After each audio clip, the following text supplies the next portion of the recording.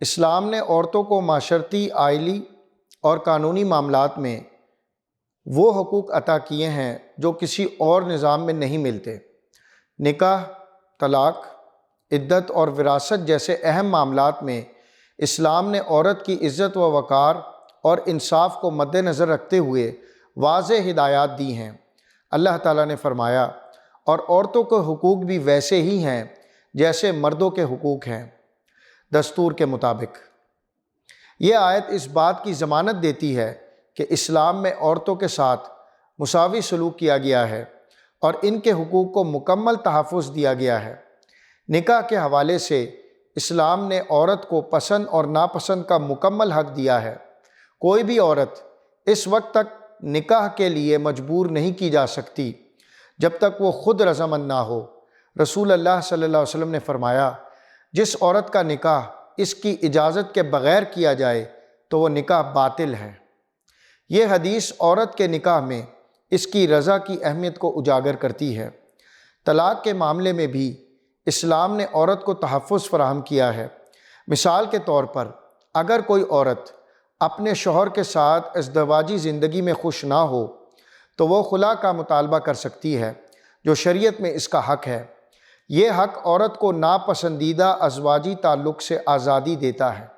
عدت کے دوران عورت کو مالی اور اخلاقی تحفظ دیا گیا ہے۔ مثال کے طور پر، اگر شوہر کا انتقال ہو جائے یا طلاق ہو جائے تو عدت کے دوران عورت کی ضروریات کو پورا کرنا شوہر کے خاندان یا متعلقہ افراد کی ذمہ داری ہوتی ہے۔ یہ قانون عورت کی عزت و وقار کو برقرار رکھنے کے لیے ہے۔ وراثت کے معاملے میں اسلام نے عورت کو وہ حق دیا ہے جو زمانے جاہلیت میں اسے نہیں ملتا تھا۔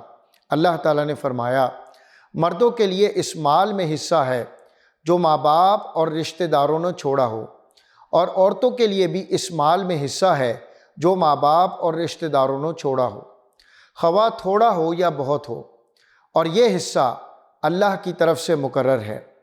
یہ حکم اس بات کی ضمانت دیتا ہے کہ عورت کو وراثت میں حصہ دینا شرعی فریضہ ہے۔ مثال کے طور پر، ایک بیٹی کو اپنے والد کی جائیداد میں حصہ دیا جاتا ہے، جبکہ ایک بیوی کو شوہر کی جائیداد میں سے ایک خاص حصہ ملتا ہے۔ یہ قوانین عورت کی مالی حالت کو مستحکم کرنے کے لیے ہیں۔ الغرض ناظرین، اسلام نے نکاح، طلاق، عدت اور وراثت جیسے معاملات میں عورت کو مکمل انصاف اور تحفظ فراہم کیا ہے۔ یہ احکامات نہ صرف عورت کی عزت و وقار کو بلند کرتے ہیں بلکہ ایک متوازن معاشرتی نظام کی بنیاد رکھتے ہیں۔ ہمیں چاہیے کہ ہم ان احکامات کو سمجھیں اور ان پر عمل کریں تاکہ عورتوں کو ان کے تمام حقوق فراہم کیے جا سکیں۔ اللہ تعالی ہمیں ان تعلیمات پر عمل کرنے کی توفیق عطا فرمائے۔ آمین یا رب العالمین۔